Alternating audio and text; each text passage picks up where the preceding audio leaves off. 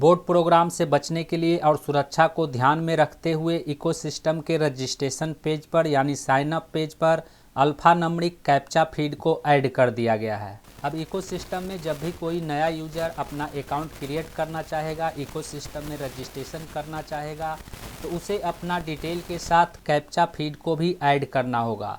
Captcha feed को submit करने के बाद ही वह इकोसिस्टम में साइन अप कर पाएगा। हालांकि इसकी जानकारी इकोसिस्टम के पॉपअप नोटिफिकेशन में पहले ही दे दिया गया था, लेकिन अब इसे इकोसिस्टम के साइन अप पेज पर, रजिस्ट्रेशन पेज पर ऐड कर दिया गया है। तो आज की इस वीडियो में हम इसी टॉपिक के ऊपर बात करने वाले हैं। नमस्कार दोस्तों, मेरा नाम है मंटन शर्मा। जब आप इकोसिस्टम के पॉपअप वाले ऑप्शन पर क्लिक करेंगे तो इस ऑप्शन में यहाँ पर इसकी जानकारी दिया गया है। यहाँ पर लिखा हुआ है alphanumeric captcha feed in the registration form, यानी इकोसिस्टम के रजिस्ट्रेशन फॉर्म में कैप्चा फीड को ऐड किया जाएगा। अल्फान्यूमेरिक कैप्चा फीड ऑप्शन को देखने के लिए जब आप इकोसिस्टम के लॉगिन पेज पर आएंगे तो लॉगिन पेज में यहाँ पर रजिस्टर हेयर का एक ऑप्शन दिया गया है। उस ऑप्शन पर हमें क्लिक कर देना है। जब हम इस ऑप्शन पर क्लिक करेंगे तो हम इकोसिस्टम के रजिस्ट्रेशन पेज पर चले जाएंगे, साइन अप पेज पर चले जाएंगे और यहाँ साइन अप पेज पर आपको फर्स्ट नेम लिखना है, यहाँ पर लास्ट नेम लिखना है, यहाँ पर आपको अपना नया ईमेल आईडी क्रिएट करना है, यहाँ पर अल्टरनेट ईमेल आईडी लिखना है, यहाँ पर नया स्ट्रॉन्ग पासवर्ड क्रिएट करना है और वही पासवर्ड दोबारा से यहाँ पर इंटर करना है। यहाँ पर आपको एक कैप्चा दिखाई दे रहा है। इस कैप्चा को यहाँ पर आपको सही तरीके से लिखना है और कैप्चा को लिखने के बाद यहाँ पर सबमिट कर देना है।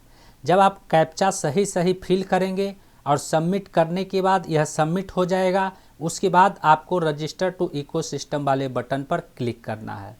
यानी अब कोई जब भी नया यूजर इकोसिस्टम में रजिस्ट्रेशन करेगा, इकोसिस्टम में नया अकाउंट क्रिएट करेगा, तो उसे अपना डिटेल के साथ कैप्चा को भी फिल करके सबमिट करना होगा। वहीं इस कैप्चा ऑप्शन के बगल में दो और ऑप्शन दिया गया है, जिसमें एक ऑप्शन रिफ्रेश का है और दूसरा ऑप्शन स्पीकर का है।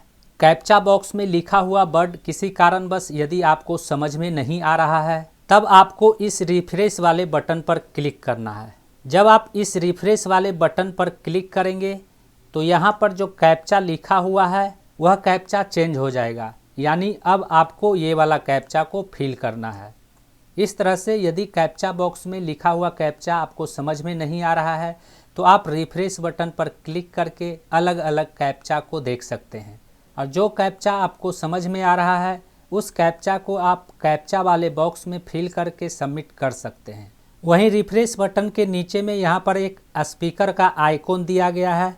यदि आपका आंख कमज़ोर है और आप लिखे हुए कैप्चा को अच्छी तरह से देख नहीं पाते हैं, आपको धुंधला धुंधला दिखाई देता है, तब आप स्पीकर वाले बटन पर क्लिक करके लिखे हुए उस कैप्चा को सुन सकते हैं, ऑडियो के रूप में सुन सकते हैं। जैसे इस कैप्चा बॉक्स में capital D 1 small g 8 Z 8 लिखा हुआ है और यदि यह आपको अच्छी तरह से दिखाई नहीं देता है, धुंधला धुंधला दिखाई देता है, तब आपको इस स्पीकर वाले बटन पर क्लिक कर देना है। जब हम इस स्पीकर वाले बटन पर क्लिक करेंगे तो यह कैप्चा ऑडियो के रूप में सुनाई देने लगेगा। तो मैंने स्पीकर वाले बटन पर क्लिक कर दिया है। D 1 G 8 Z 8। तो इस तरह से आप लिखे हुए कैप्चा को ऑडियो के रूप में सुन सकते हैं और सुनने के बाद आप उसे कैप्चा बॉक्स में फिल करके सबमिट कर सकते हैं। अब मैं आपको इस कैप्चा को कैप्चा बॉक्स में लिख करके सबमिट करके दिखाता हूँ। यहाँ पर कैप्चा बॉक्स में कैपिटल लेटर में U लिखा हुआ है, उसके बाद 5 है, उसके बाद I है, 6 है, कैपिटल में R है, उसके बाद 0 है। तो कैप्चा बॉक्स में इतना लिखने के बाद हमें सबमिट वाले बटन पर क्लिक कर देना है। जब हम सबमिट वाले बटन पर क्लिक करेंगे तो यह कैप्चा इस तरह से सबमिट हो जाएगा। इस तरह से इकोसिस्टम के रजिस्ट्रेशन पेज पर आप कैप्चा को फिल करके सबमिट कर सकते हैं। लेकिन मज़े की बात यह है कि onpassive.com वेब पोर्टल पर जब आप रजिस्ट्रेशन वाले ऑप्शन पर क्लिक करेंगे तो क्लिक करने के बाद यहाँ पर जो रजिस्ट्रेशन करने का ऑप्शन दिखाई देता है उसमें कैप्चा का ऑप्शन कहीं भी नज़र नहीं आएगा।